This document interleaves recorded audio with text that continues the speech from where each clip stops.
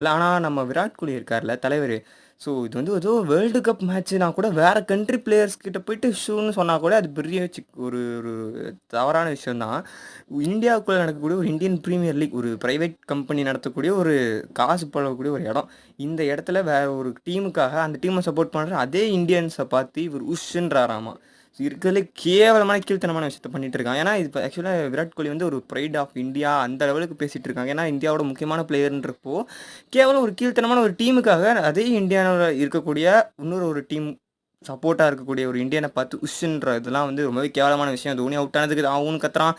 அதுக்கப்புறமா அந்த match win ஆனதுக்கப்புறம் இப்படி ஏதோ கப்பியாக அடித்த மாதிரி அவனுக்கு தையா தக்கான்னு குதிச்சிட்டு இருக்கானுங்க. இந்த ஈசாலா பாய்ஸ் குரூப் அதோட கேவலமாக ஸ்டேடியத்துக்கு வெளியில் போயிட்டு சிஎஸ்கே ஃபேன்ஸ் ஜெர்சி போட்டு அவனா வந்து அவனை பிடிச்சி நோண்டுறது கிட்டத்தட்ட ஜாம்பி மாதிரி பண்ணிட்டு இருக்காங்களா. எல்லாரும் துரத்திட்டு போயிருக்கானுங்களா, சரக்கு அடிச்சிட்டு லூஸு மாதிரி பண்ணிட்டு இருக்கானுங்க. ஸோ பொண்ணுங்கள்லாம் கூப்பிட்டு நீ சிஎஸ்கே ஜெர்சி